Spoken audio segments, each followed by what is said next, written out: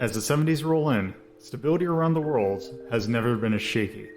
Interplanetary alliances join together to seek ideological supremacy across both planets. Cultural shifts are uprooting norms that have been in place for centuries. Technological shifts have been changing how the world itself functions.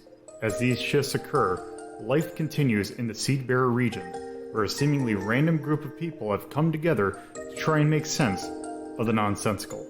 This is Hazeltown's story. Hi, I'm Max. I play Aria Stragelle as a doctor slash mortician. And the pronouns are they, them. Right. I think that's everything. Yep. Bob, you're next. Hello, I am Bobinator. I am playing Ferrus D'Ettero. He is a full-time explorer, part-time TV host for his own TV show, Whole Wide World.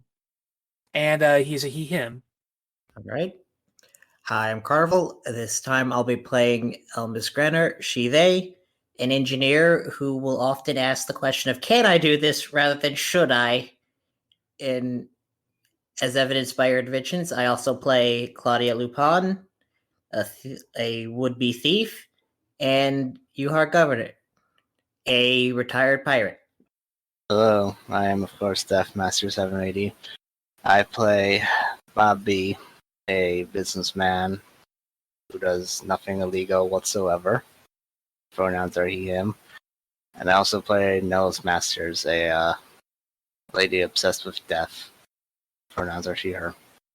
I'm TorpidTypist and I play Iravia, she, her, and she's the mad cow your parents warned you area about. that you specifically are in. Let's just say it is around 6 o'clock at night. So the sun is not quite down, but it is starting to go down. You are at a fork in the road. However, this fork, one is completely blocked by wood. So really, there is only one way to go forward.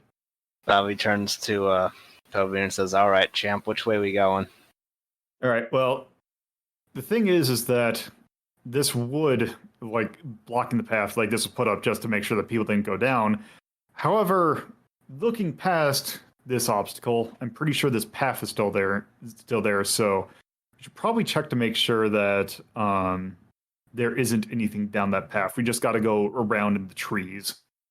But we should still have access to this path. I mean, we're ghosts. We can just walk through it, so... I mean, just to say, if, like, I'm sure that they were just going around it. But yes, we can go through. So probably down this path. So let's go. So the path starts to zigzag a little bit. And after a while, you do in fact come across a clearing. And actually, I'm going to do it like this, but you all can't see what I'm doing. Right, as I try and remember how this works, what is my layer that I'm on? I'm on map background. So, boop. And yes, I'm going to make this bigger. So, hold on, roll 20 is that working with? There is being fussy. Come on. Makes a little bit bigger. Damn it. Come on. God damn it. I want to resize it. Well, roll 20, everybody. We only use you because you're the only game in town. Also free. Also free, kind of. Like I of. said, only game in town. All right. Let me manipulate this so that the people that are watching the stream can see it. Kind of. Great. This is not ideal, but you can kind of see what's going on. So, you come across a clearing, and inside of this clearing, you can see you can actually see, the first thing you see is a giant tower that is made of wood.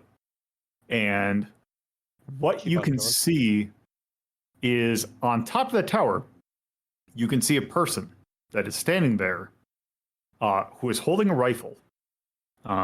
This person is, to just give a description, he is, I'm going to figure out, he is a younger human.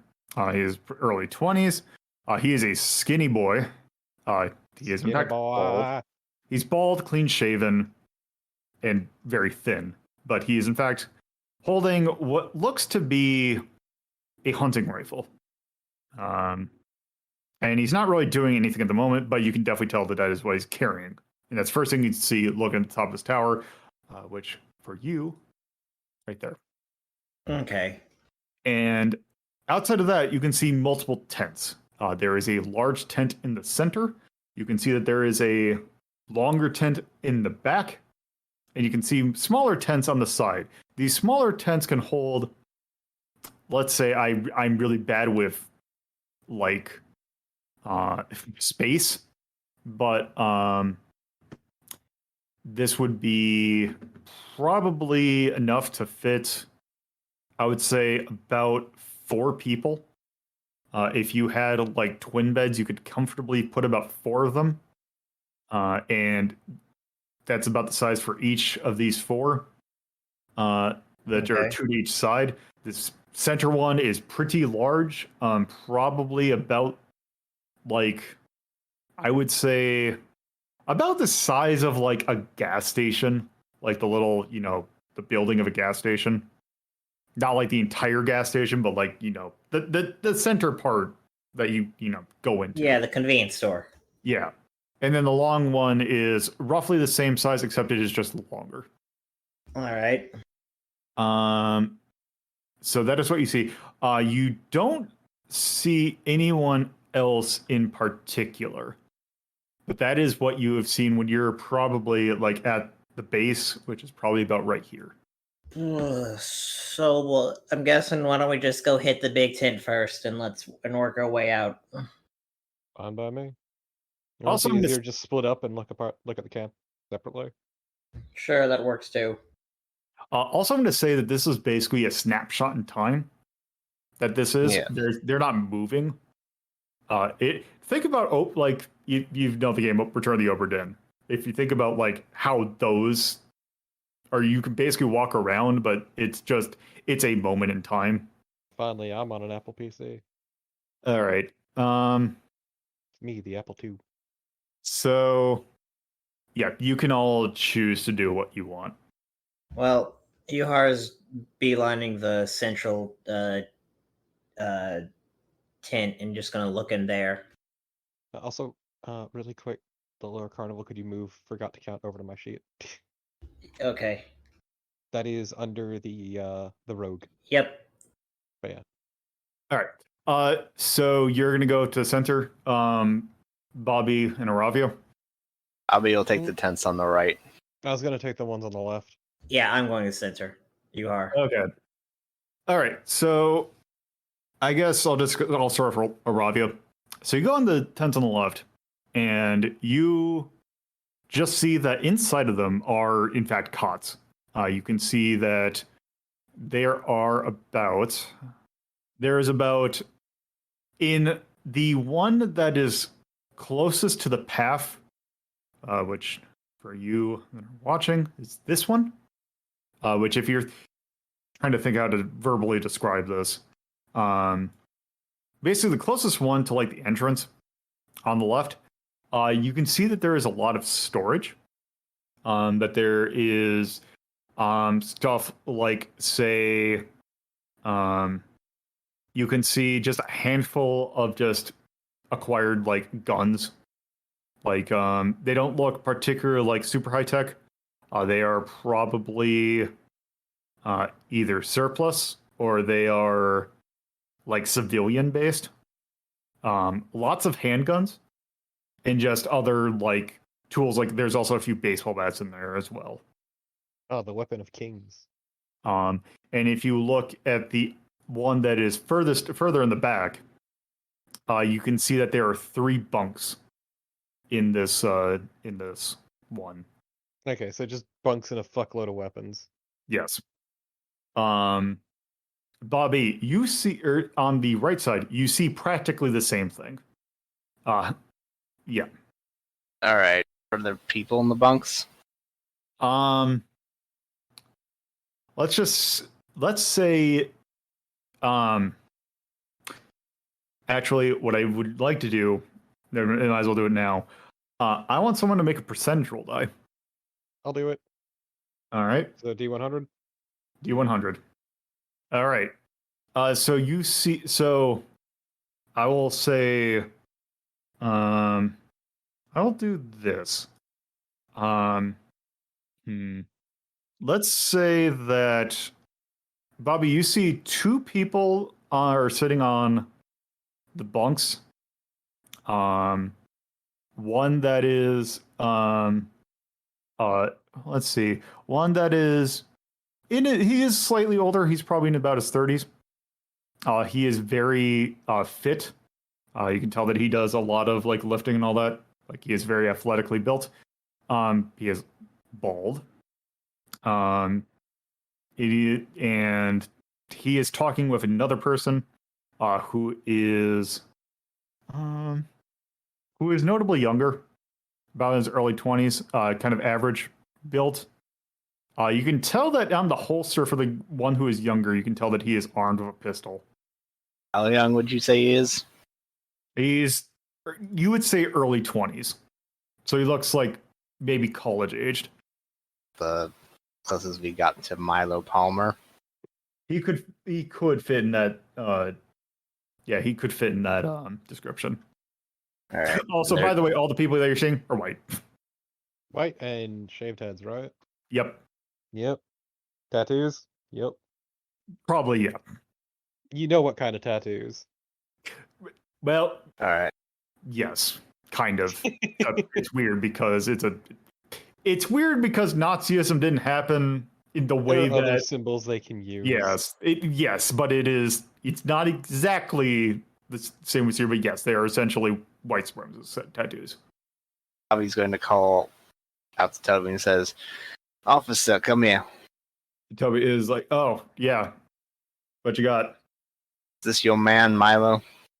Looks like he could fit the bill, but I'm not 100% certain. He is pretty young. Well, we'll mark him down then. I haven't seen anyone else yet. All right. And I will say Iravia, since I didn't mention it. On one of the bunks on your side, actually, never mind.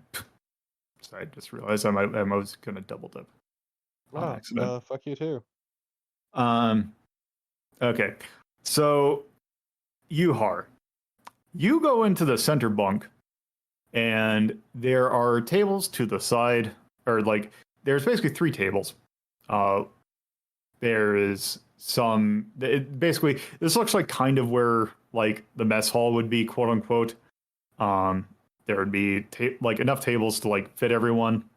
However, you notice there's one thing that a lot of mess halls don't have, which is a giant-ass cage in the center of it. And is there anyone in that cage? There happens to be, inside of that cage, 2 people. One of which is in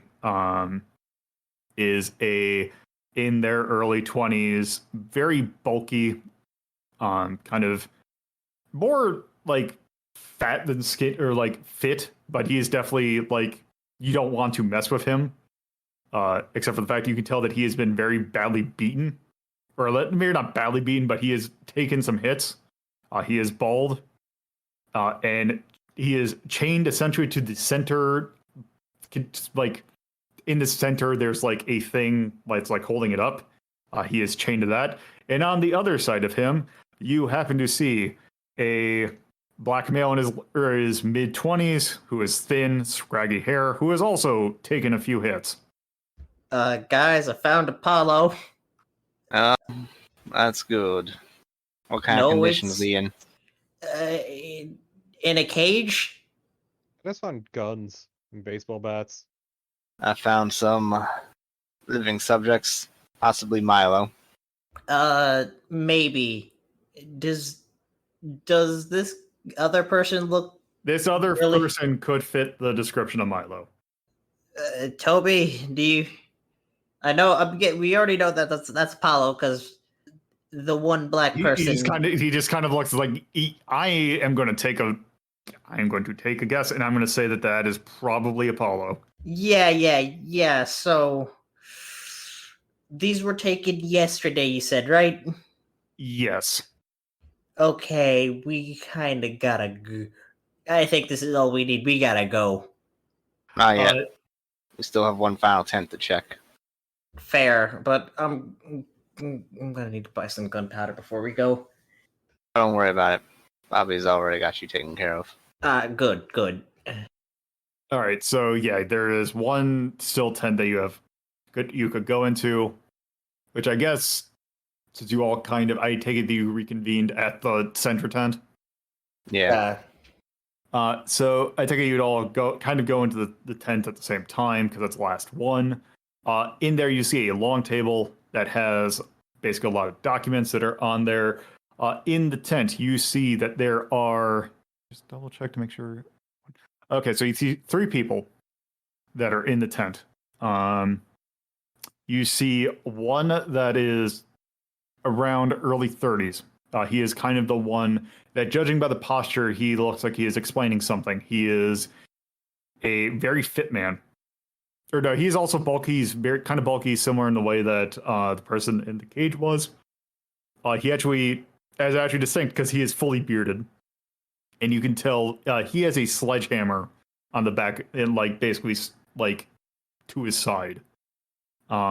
He is talking to 2 other people who are, one of which is in his early 20s, one of which is older. They are both pretty similar looking. Basically, white, average build, bald. Both of them have pistols on them.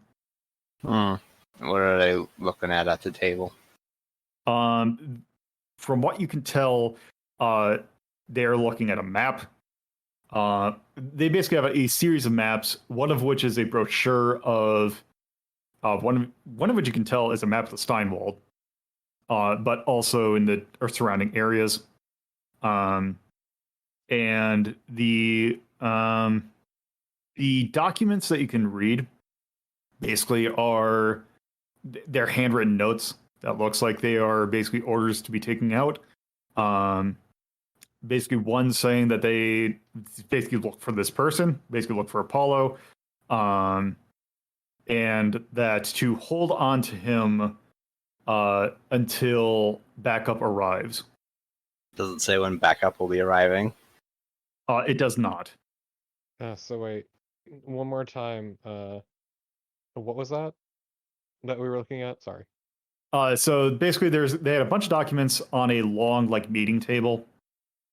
A lot of documents were basically, it looks like just handwritten notes that were basically correspondence from Cygnus members. One of which was oh, hey, here's this person. He is hanging out in the city. Go and capture him, but do not kill him. We want to basically take him to another location. Okay. Are there any others like that on on the table? Anyone we might know? From that, it doesn't look like any names that you recognize. Okay. I was just curious if we were on the radar or not. No, it wouldn't be any of you. A tragedy. A real tragedy. Technically, you have not come across each other except for that one. The only time you've come across them is in basically a dream state like this. Well, Yes. I look forward to being on a hit list. Let's do this. It's go time. So, Toby basically says all right, well, we can definitely tell that something's up. I think before we go, I guess, physical here, or I guess before we actually take a look into this, we should probably go physical here and see if we can get any information out of the people here. But if it's no fun if they're not real flesh and bone. Look, we can pop in real. We get this guy, and I can brain bore, and we can put.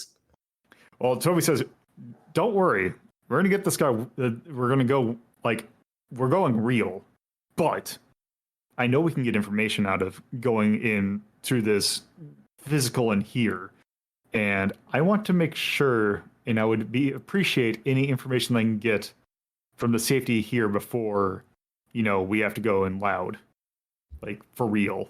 Better people than them have tried to kill me. I'm gonna better safety than things. Besides, it's less morally wrong for me to brain bore him in heat now than it is in the future. So when have you cared about it being morally wrong?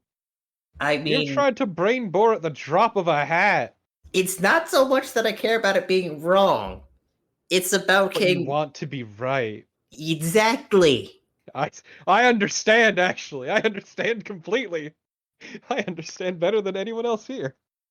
Probably just merely takes out his pistol, walks behind one of the other two guys who aren't the leader guy, and levels it at the dude's head and says, "I'm ready whenever." Yep. Yuhar's Oh, got the revolver out and ready. Well, so the thing is, if you go physical, you got to start essentially from the beginning. Oh, Because it's not right. going to be, yeah, Yeah, that's what I was thinking. I figured. yeah. we'd Because end up also that way. you probably want to get better position because all of you are going to be the same thing. So you can do this a little bit self. Also, you can choose what time you want to infiltrate. The answer is the dead of night. Yeah. Which also, so that brings us to this part, which is we're going in physical. So this is something that we haven't had to deal with yet, but we now got to deal with equipment. So, let me just take a look because it's been a while since I've taken a look at equipment. So each of you, because this is a scrying, each of you gets a choice of essentially a primary and secondary weapon, a piece of armor, and two quote-unquote accessories. Which I don't know if you've taken a look at the equipment tab on like the Hazeltown story thing. It is towards the full right on the tabs. I've already got my stuff picked out. It won't take me long. So just to go over, Bobby, you have what is classified as military rifle power, which has a set of keywords about it, which if I take a look at the description of a military rifle, to give you an equivalent of what it is, hard-hitting assault rifle to provide, you're basically using something akin to, say, something like a FAL, or something like a, not quite, except in this case, something that's not quite full rifle, but something that is very powerful, which has very good, it is a very powerful rifle. It does not have fully automatic, but you can fire it in 2-round bursts, which I'll explain how that works later. And what was your other thing? You have your pistol precision. This is going to be something like A Colt 45. like a 1911, something like that. Which is not something that is. Let me actually double check. Did I change revolvers, or are they separate? Nope. This is, yeah. You basically got like a 1911. It's probably a good equivalent there. And your armor is basically, you got an armored suit. So basically you are wearing like a standard 3-piece suit. However, it does have like, probably like the vest is lined with special material that gives you a little bit of armor. That scene from John Wick. Pretty much. Actually, what is the armor rating on that? Is it just 1? Armored suit. Yeah, it's 1. Yep. Because also one thing that you're going to have to deal with is the fact that each of your 2 archetypes gives you 2 different item description, 2 different item tags, of which that is you will see on the weapon list and the equipment list that each of those are tagged, and you basically have to pick one that match the tags that you have. For example, actually, I'll take a look at Yuhar. So Yuhar, with your archetypes of the rogue and the leader, you have access to stealthy, which I might also put down as sneaky, the same thing, and fashionable. So that gets you access to things like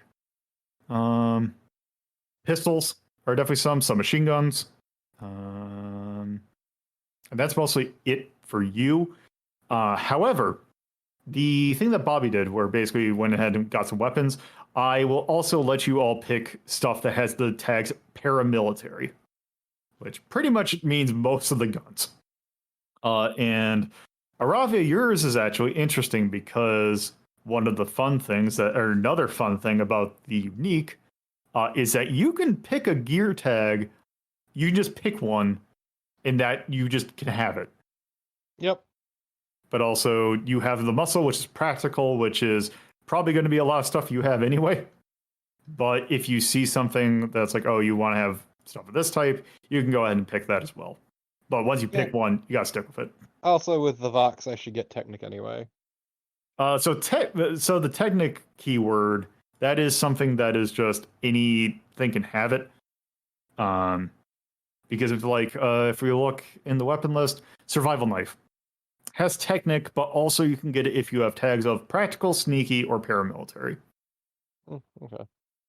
I think you're going to be with Iravia. You're going to be good with practical. Yeah, no, I was gonna go practical anyway. So in that case, Torpo did. Let's see, did Iravia get equipment? Never actually filled that out because I didn't realize I had to. Yeah, we haven't needed to. Is the thing. Yeah. So I would probably say for you, there is lined leather jacket. Yep, that was the plan. Yep. So that's what I figured with you. Weapon wise, there's a few like melee weapons, which is kind of what how your thing's gonna work. If you want to use weapons, the way your character's built, fists are probably good enough. Yeah, on top of that, I can use the attachment for the fighter gloves. Yes. Also, you can pick up brass knuckles. Yep. Is probably also a good weapon for you to pick up because what that will do is add pierce to unarmed attacks. True. But, really, it does. I mean, it doesn't really say what it does particularly well in the on page. On what tab? Weapons. On weapons. Oh, Yeah. brass knuckles. Yeah. It's in because okay. So the way that the special is written is adds 0 and in parentheses 1. So the first number is the broad number of harm that you'll do. The one in parentheses, this is actually something I took from Genesis. The thing in the parentheses is basically pierce, which works the same way that Soak did. So yeah, you just go through one armor. Brass knuckles make your punches go through one armor automatically. Is what you're saying. But yeah, I could, like I said, this is going to be a lot of hot patching on the way. So I will make a note. Saying, like, I don't need the brass knuckles because I just could use the razor claws from the fucking. You could do that too. Because one of my abilities from the Vox, let's look at it really quick, is active attachment, which costs 1 stress and it's an auto success. And should the weapon you have in your hands have the Technic tag, you may activate 1 appropriate attachment at a time. Excuse me. Which one of the attachments would be Razor Claw, which would do that. The one thing I would say, I would probably also let you stack them if you wanted. Brass knuckles. So stack the brass knuckles. Behold my claw knuckles. That's by default. Nice. By default, you would have 2/2, which is probably one of the more damaging weapons in the game. Yeah, you might want to think about that one a little bit. Yeah, that's why I said there's going to probably be some hot patching. Okay. So that actually might be good for you, although let's see, because there's anything. I think that's probably good for like you and then Yuhar.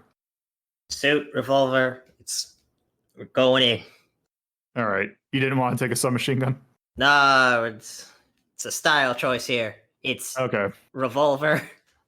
All right, so we'll go with that, and then Toby is going to have his own things, which he is going to have. He's going to be a lot more armed, also since he's an NPC. He's not going to be as well. He's got his own stuff. I'm supposed to fill this out, but yeah, okay. We can deal with that a little bit later because I got you. All right. So with all that, you all kind of figure out what you want. You basically wake up in the library. You say, "Oh, we're going to go back in." Physical, you go for the rigmarole of going through the starting the scrying session over again.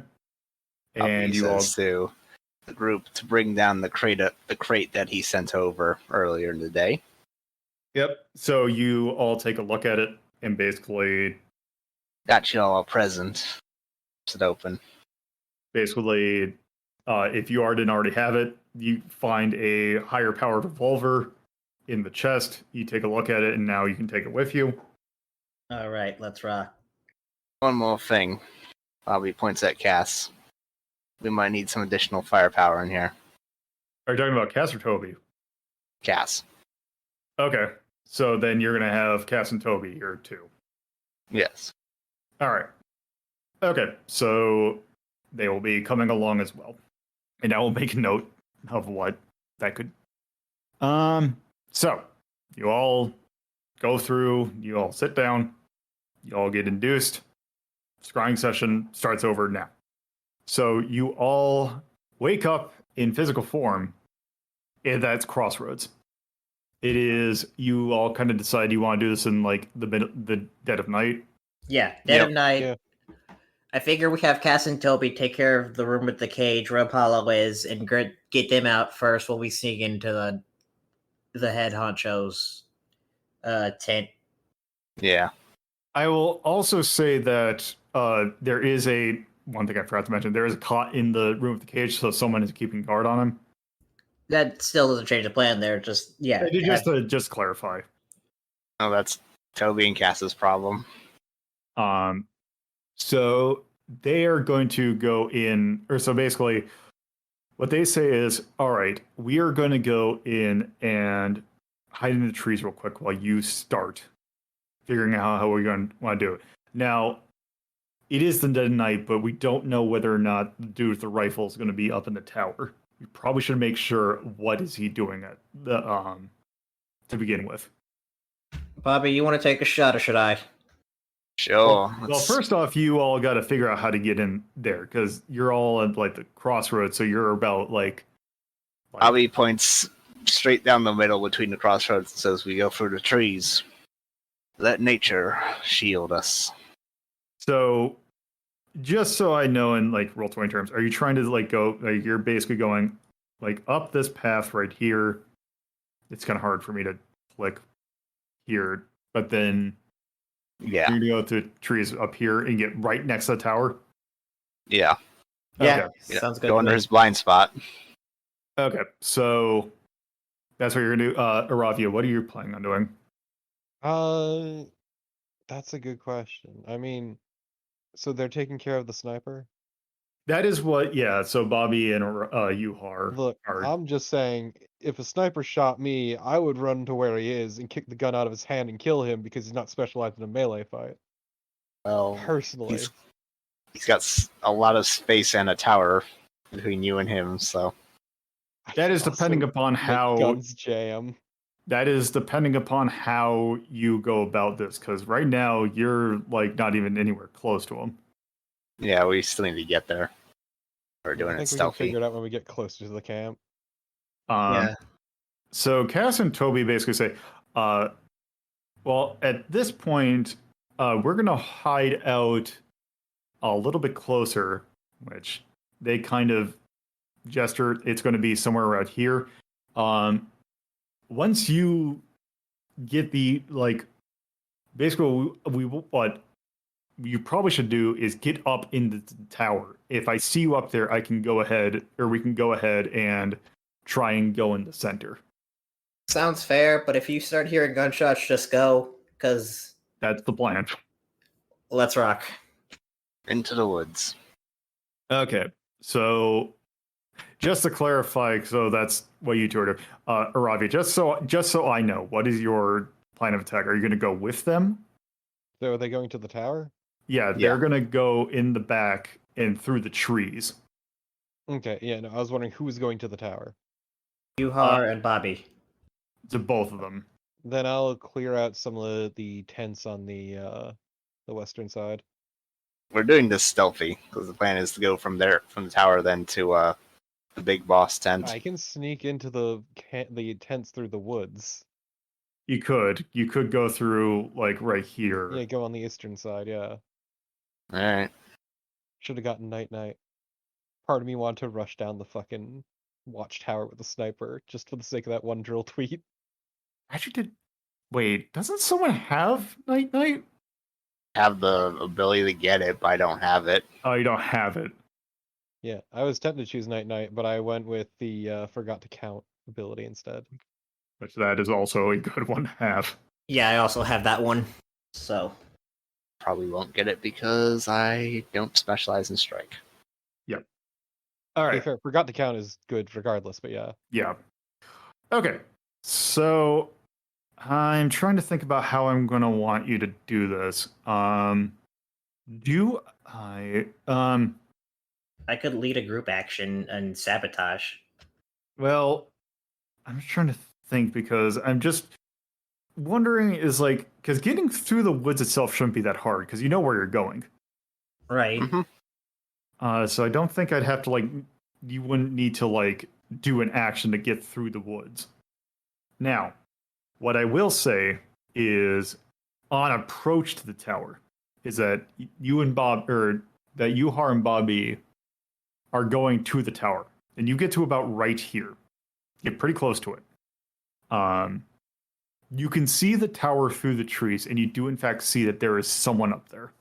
And you see that they are in a position that if they saw someone, they could take a shot. So you are, by the thing, what is your method of attack? I honestly I think Yuhar should probably be the one to go up while Bobby covers them from below with the rifle. Sounds 'Cause good to me. Yuhar has sneak skill and Bobby does not. Yeah, All that's right. fine to me. So what? That's So, well, Maneuver. I was gonna say you figure out what you want, what you want, what is your method of attack? so I What figured. you want, what you really, really want. I'll tell you what I want, what I really, really want. So I figured that like they're going through this very methodically, just like finding, like looking around slowly but surely, keeping the area, and then just but slowly but surely plotting up till they get to the ladder, and then just once the ladder, just kind of beelining it up that way, up there. So I figure what maneuver. So that would be the maneuver, or I mean, if you do maneuver, which is one of the things, is moving stealthily. That would be focusing on that. That would be, it's not going to be controlled. That would at least be. Oh no, that's risky. That's risky. And that would have standard effect. All right, If that's how you want to do it. that's fine with me. I'm going to push myself for 2 die to get into a second die for that. All right. A 5. So that is a 5, which is so you roll a 5 and a 1. That is a mixed success. So in that case, that means that if I just double check, is okay before determining the roll. So on risky, you go head to head. You have to under fire. So you did it, but there is a consequence. You either suffer harm or complication occurs, or you have reduced effect. Or I can put you in a desperate position. So what I will say, and you took the 1 stress? 2 stress because I pushed, but yes. 2 stress. Okay. So I actually need to scroll. I'm going to scroll in here so that you can see. So you're at 11 stress right now. 12. I mean, yeah, 9. But I took it off on the D20, not the. Oh, okay. Oh, you took it there. Wait, you have 9? Why do you have 9? Because I took the 2 for pushing from 11 to 9. Why were you at 11? You should have been at 13. Because you didn't use any stress earlier. Because Yuhar has 11 as max. Oh, what? Wait, what? Oh, Yuhar. Right. Yes, 9. Because I was looking at Elmas. Okay, you have 9. So, I'm going to say that is a. So what the situation is that, or the consequence is you do it, but the thing is, the moment that you get up at the top, basically the person looks behind you, behind them, and they see you. All right, I take a shot at him. Oh, wait. So hold on. Just a reminder. Use your fists. So if you want to be more stealthy, you could do a resistance roll, which that's what your resistance is. Ooh. True. You do have 3 resistance for physical. Yes. I was also thinking of I have take initiative. If there's a question about who acts first, the answer is me. This is also true. So clearly, actually, let's see. I'm just gonna mind fog. Okay. Okay, Fucking so brain jack him. okay. Let me double check. hold on. I got to figure out how does this work. Action roll. Okay, so that's additional 2 stress. An action roll, you may cast a fog over the opponent's thoughts that make mental activities for them far more difficult for 15 minutes. In this case, you can do that. That is an option you can make. In that case, you're going to have to. What action are you going to do for that? And I think I know which one you're going to do. Sabotage. You're going to sabotage. That is the best way you can do that. This is a. You are technically in a desperate situation, and I'm going to say it has normal effect. All right, let's go. Crit. You 2 crit. 6s. Okay, so 616. You crit on that one. Which let me take a look at the description for critting on a desperate. You overreach your capabilities, you are in serious trouble. Critical, you do it with increased effect. So you basically use your magic, and then Just grab him by the head and just. he is stunned, and basically he is having trouble comprehending what is going on. Time to push him off. That'll Yeah, make no. noise. Oh wait, you're right. It will make noise. Give him the old neck snap. In the middle of the woods, all kinds of shit makes noise. You know what? I'll just grab him just grab him, hold him, and just like just sleep until just don't have chloroform, so I can't pass him out that Hey, way. you could push him Sleeper off where hold. Bobby is. Oh yeah, fair enough. Just push him off into the tree lining. So that is going to okay. Would that make noise if it's pushing him off? It's going Pushing to. him. So it is going to. Here's My what I tower, will and he'll say. make a big thud. So yes, that is the thing. He's going to make a thud. But in theory, you're in the middle of the woods. Things make thuds all the time. So you will make a notable noise, but you will not say. It doesn't necessarily mean. It's not like a gunshot where it's like, oh shit, that's a gunshot. It's think about you basically fired a gun with a suppressor on it. It's something. But we're out in the woods, so yeah, I'm gonna just push him over into the trees. Yeah, especially if you're pushing him towards the tree line. Like, nobody would see the body. So one thing I will say is because you critted, and this is since technically that's increased effect. In the confusion, you happen to like find a cloth that is next to it. You shove the cloth in his mouth, and then shove him off. That is a notable fall. So he is going to take because we'll say this is like probably a story or two. Maybe like So actually, in that case, if you want to, you're going to need to action roll that. yeah, I figure it's Okay. like a couple stories. It's Uh, just that like a is- watchtower. You're in. So that will be whatever. Yeah. So what is your?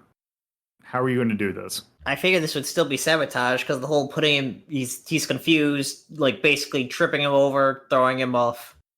You know what? I'm going to say that works. I'm going to say you're in a controlled position. I'm going to say you're having increased effect. So great effect or standard. I just want to be Great. okay. So you 6. succeed. You throw him over. And also I'm going to say this, since you have time a little bit, you can see that there's a little bit of a grassy area. So he's going to land in a little bit of a softer area. However, the way he's going to land is not exactly great. And On his I'm going to head. kind of. Also, I just realized I should probably do. I just realized I don't have a good way of doing this. But okay, what can I? You know what? Give me 1 second. Or do this. Can I do this? Oh wait, can I do this actually? Okay, yeah, I can. It's just going to be slightly and down. Make it a little tinier. And there is. Damn it. Oh, god damn it. Right, because I got to do objects and tokens. I don't want that one. Move you there. And you are going to have 2 of 4. So you damage him a good amount in this. Good enough. Like, puts a Yuhar's gonna put a thumbs up from the flagpole for Toby and Cass to take the go ahead. Okay. So, they go ahead, and I am going to go ahead and do this. I'm going to do this actually here. Okay. So Yuhar, from what you see going in, you see both Toby and Cass go in. You hear it go in, and then you hear not much. Then you hear some slight muffled noise, and then nothing after that. You don't hear any gunshots or anything. All right. At this point, I guess can't really send a message, but I'd say to Bobby to just go ahead and go while I keep the eye out in case if anyone decides to get any ideas. You have telepathy, don't you? Oh, right, duh, I forgot. Yeah, no. Send a message over to Bobby, like, I'm gonna stay up, keep message clear. You head out and I guess you can go ahead. I'm gonna keep watch up here until things get hairy, until let me know when we can head into the head boss's tent. Where did the body of the guy land? Probably behind the tower, so somewhere around here. So like at the base of the tower. All right.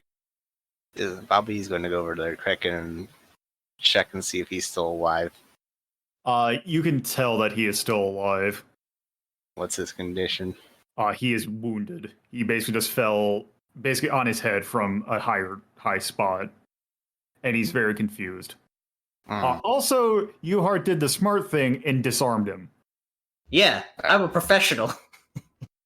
I have. All right. Can I use sabotage to sleeper hold him asleep?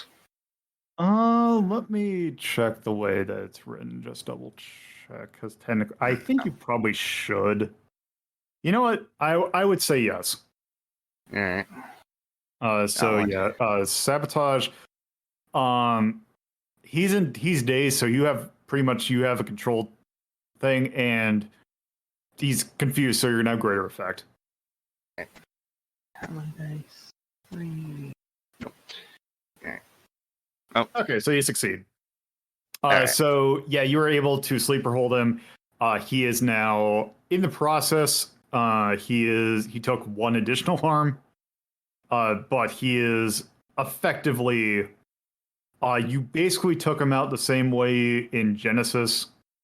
That if you drain their stress, that they're technically counted as dead or incapacitated. So he is now out of the picture. Bobby will then head over to the tent, back of the tent, where the bosses are. So the back of like the meeting area. Yeah. And you're just going to go into the tent. Was there a back entrance to the tent, or is it like just one entrance on the front? I would say you could probably go underneath and just into the tent. It probably wouldn't surprise me if there was a back way into the tent. So let's say it's like back here and here, like in the back and front. Well, Bobby's going to try to take a listen inside. So I'm just going to say in this case, you try and listen in. You hear nothing. Bobby will. Okay, do we have like a two-way telepathy communication? No, you don't. All right. Well, in that case, Bobby will wave at the tower for Yuhar to come. Okay, yeah. So just look for the wave hand and just, I guess I'll climb down. All right. He's down. So you two are at the back of the tent. Yep. I guess Torpedo, you're back. I think Torpo's still AFK. All right. When Yuhar's in position, Bobby will have his gun at the ready and motion for Yuhar to pull the curtain back. All right. Does so. As you open up and you see that it is pitch black, except for what the moonlight can illuminate, which is the fact that there is no one in the room. It is just the table. The documents, however, are all still out there. Do we want to pick up the documents first, or do we just make a run? Up to you, champ. Go ahead. Cover me. I'm gonna go grab the documents in. Bobby nods. So yeah, I'm gonna go in, just pick up all the documents, put them in a bag to grab, and like hopefully get rescanned when we go out. And then I guess once the documents are all grabbed, I'm heading out. All right. Bobby gets his tongue and looks around the camp, then and whispers, "Well, if they're not here, which one would they be in then?" I want to say the central. Can't be the central one. I feel like if there's a central one, Toby would have started shooting by now. I will say if you as you're kind of standing there, you do hear. Okay, actually, I'll do this. Yeah, Torpid, just to clarify what happened while you're there, they were able to. The person on the tower is now knocked out. Oh, not dead? What was that? Oh, not dead? Nope, they are chokehold. And this little the little tent that had the meeting thing, there was no one in it. It just had documents that Yuhar has taken. Okay. Also, Toby and Cass are in the center building, or the center tent, but they just went in. Nothing has happened so far. Okay. Bobby will say, "Aravia's covering the eastern tent, so mayhaps we check the western ones." Sounds good to me. Let's roll. So which ones are you checking? We're checking the western tents that had the bunks. Okay, so these ones are here. Yes. Okay. How do you want to do this? I guess can we go from? Well, I don't think there's opening from behind, so I guess We can go back around through the trees. Yeah. sure. Yeah, I guess The we'll go magical back. things about tents is that they're quite malleable. You can get out of the cloth any way you fucking want. So yeah, we'll just go in from behind and see if we can see anything there. Especially tents like these.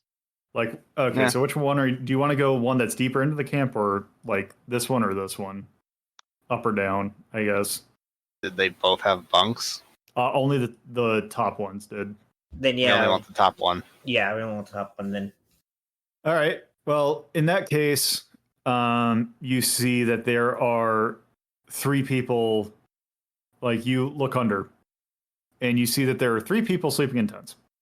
None of them match the head person. Nope. I have a feeling we're gonna have to go to the central one to solve anything. Or the eastern one. All right, we'll head over there. Also, I should probably do it like this. As you go over to the eastern one, you're gonna have to action roll.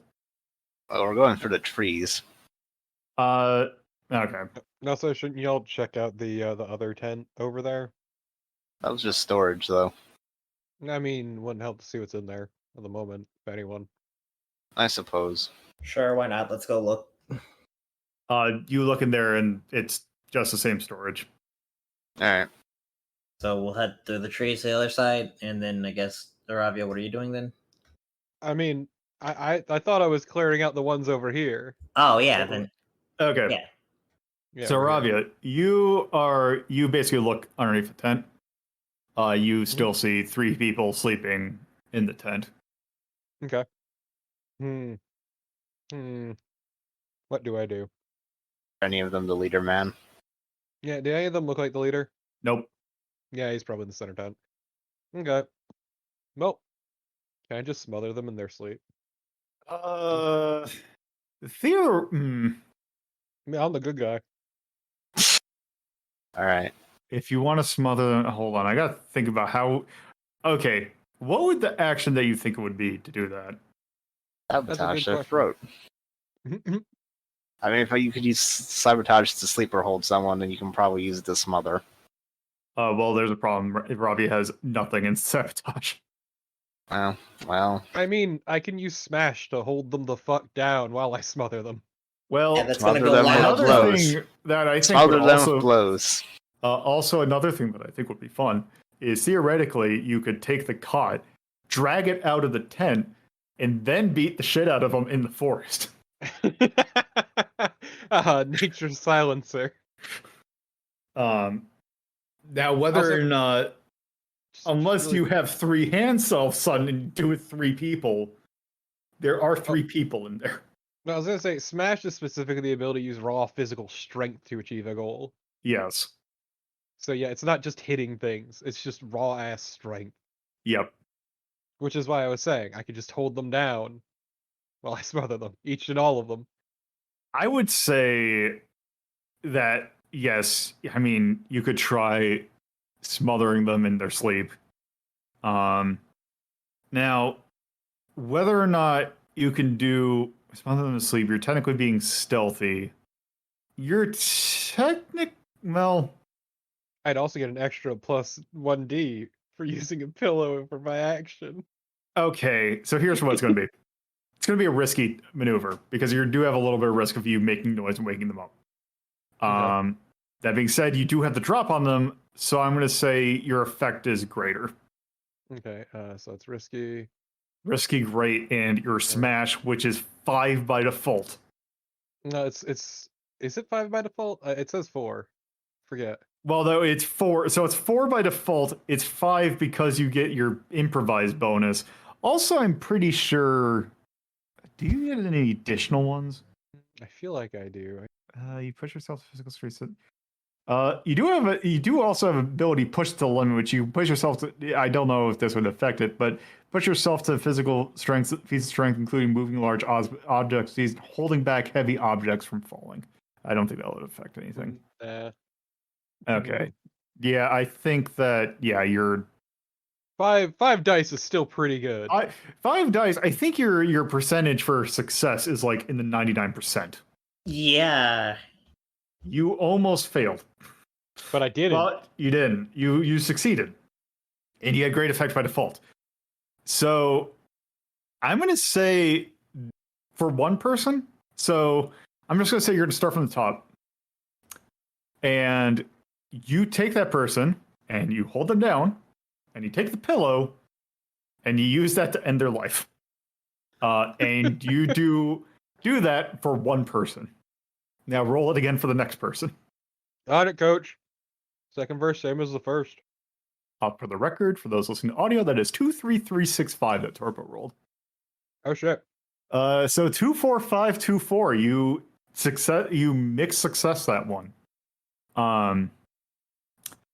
So here's what I'm going to do is as risky because you do it, but there's a consequence. So you're not going to suffer harm from it. However, complication can occur. Which the complication that is, you do it, you kill that person, but the next person, as you're doing that, starts to wake up and starts to hear it.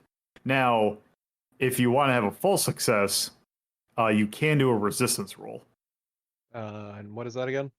So, if you take a look at your sheet, and you see in your stats, you'll see that underneath your like default one or your kind of the grouping. Yeah, I have the 2 physical resistance. You have 2 resistance.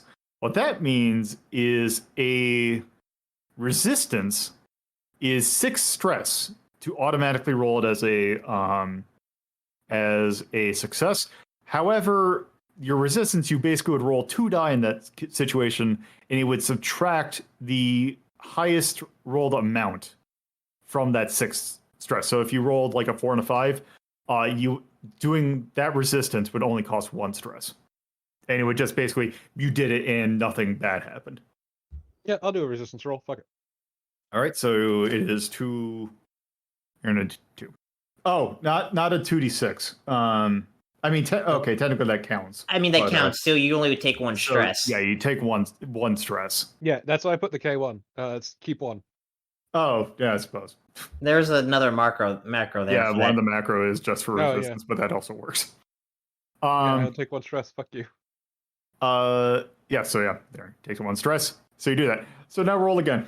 In this case, your position is controlled. Because you just have the 1 person left. Okay. Controlled. Great. 5. Let's do this. Oof. So It's still a 6.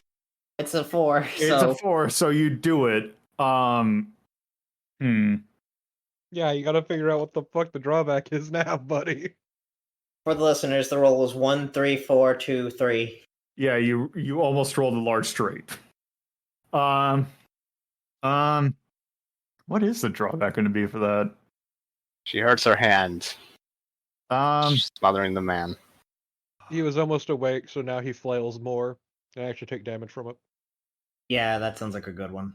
Yeah, that works, except I would say you're going to just take some additional stress, as you just basically, you have to work a little bit harder. Okay, how much stress? Let's just say like 1. Oh no, I'm at 10 stress. Oof. Oh no. Well, I just did something vicious and horrible. How's everyone else doing? We're the Okay. good guys. Also, I actually need to make a note. Okay, so I need to put X's for who is no longer with us. We're gonna say you're gone. So sorry, Will Hopper, you're dead. That's a really kind way of putting the fact that I just fucking snuffed out Made it straight up 3 murder. white supremacists. Reed Montgomery is now dead, and Billy Sutton, you are also now dead. It's just fucking. Gave Look- them all names, did you? Yeah, in case I would need them. Okay, so Look, it'll be a cold day in hell when Aravia doesn't do something fucking brutal. all right. So wait, if we're going with the Section 9 analogs, does that make if we're gonna say that Iravia is the major, does that make Yuhar the Bato You're then? Togusa. Yeah, everyone knows Bob B is Bato. True. All right. Well, that happened. I can't believe Elmis is Ishikawa. I'm gonna. Oh god. Actually, while you have the discussion, I'll be right back. So wait, does that mean Toby? So does that make Toby oh god, Aramaki? Don't think too hard about it. No, Toby can't be. He's too exasperated by the antics. He's also technically an outsider. Reading this description, I don't think Bobby is Bateau. No, definitely not. It's definitely Pazer. Azu? One of the One of ones the characters. that basically doesn't get any development. It's Also, is in a weird state of flux. Because, like, he could technically be the girlfriend, his crazy ex, who turned into him as well. And may have killed him, or might not have killed him. We don't know. It could be either. All right. I'm glad you guys decided to knock him out. Here I am just like, this is how I played Metal Gear Solid. I regret to inform you that no, they're not going to. Maybe one day there'll eventually be a fantasy river in which you have to just go through. Oh man, that'd be fucking long if it's Aravia. it's fine. There's a cap to how much they can render. I know, it was great. I'm so happy. I'm also happy that my ending kill count was 444. That is like a fucking auspicious number for a murder run. All right. So with that, I think we can go ahead and just head into the central tent. Actually, I just realized, did I accidentally overcount? I did overcount. I just realized I made a mistake. Mm-hmm. So, to correct something that Yuhar and Bobby saw, there's only one person actually sleeping in that tent that you saw. Oh, Jesus, I just killed most of the camp. All right. It's fine. It's a dream. It's a dream. It's all in a dream. All right. So, with that happened, what all do you want to do now? Let's just go to the central tent and see if we need to rescue them. Time for more murder. Let's go to the central tent. All right. So, as you all go into the central tent, you can see, as you see it, the first thing you see is Toby, who is decked out in basically military armor, full rifle pointed directly at the bearded man who is sitting on his cot, which actually what you see is you see the bearded man face down on his cot, Toby basically putting the barrel of his gun up to his neck, as Cass just now opens up the cage to free the two people inside. Guess we came in just in time. Oh damn! Did I miss all the fun? Yeah. Okay. So okay, and Toby's like, yeah, I got him. Poor bastard was sleeping, and he is if he decides to move, he'll be sleeping permanently. Yeah.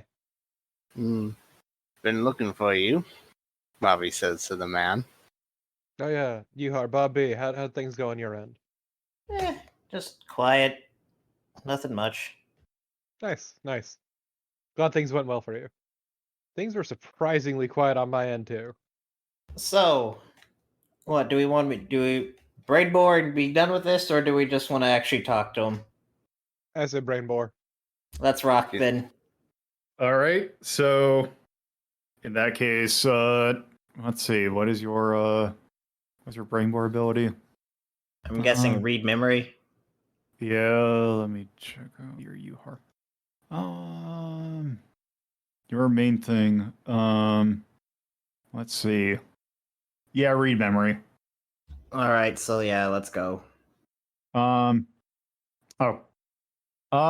Actually, okay, so you do have read memory. You do also have, that's implant memory. Never mind. Yeah, I mean, you don't there's need also implant mental- slots for this. Yeah, there's mental image, but it's like Plant the memory of being besties with Yuhar. No, mental image is basically read memory, but free. yeah, but like this is we're looking for specific stuff, so yeah, read memory. All right, so this Plant is a memory of sabotage. being your bestie. Yep. We do that if this next thing fails. Yuhar, big fan of the smash and grab. Yes. Is this controlled or is controlled? I mean, this is controlled. Like, he ain't gonna do shit to you. And what normal, standard, or what effect level? Let's go normal. I'm gonna push myself also. 4 die. 6.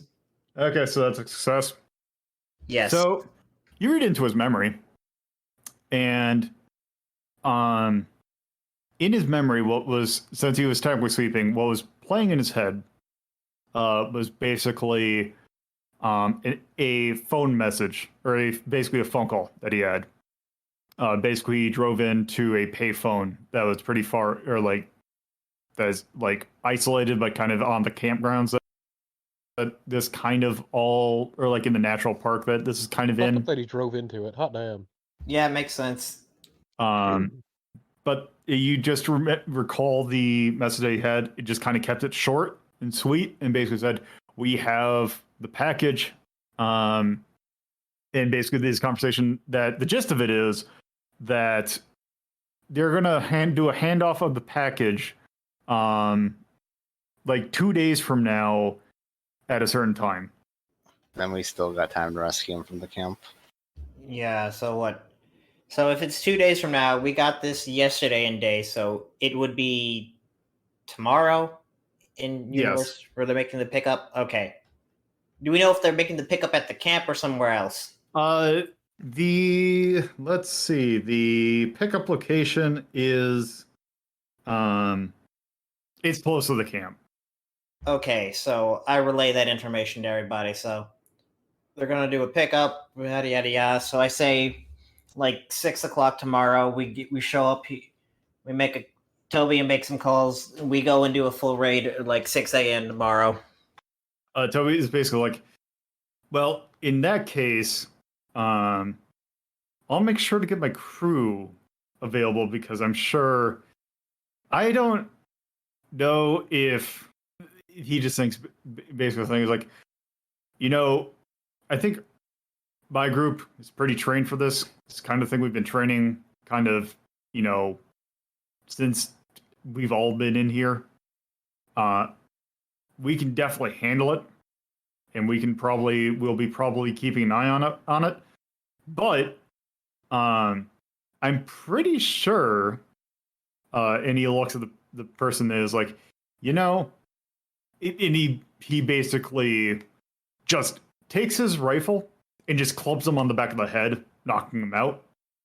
It basically says, I am going to go ahead and bet that these people are on...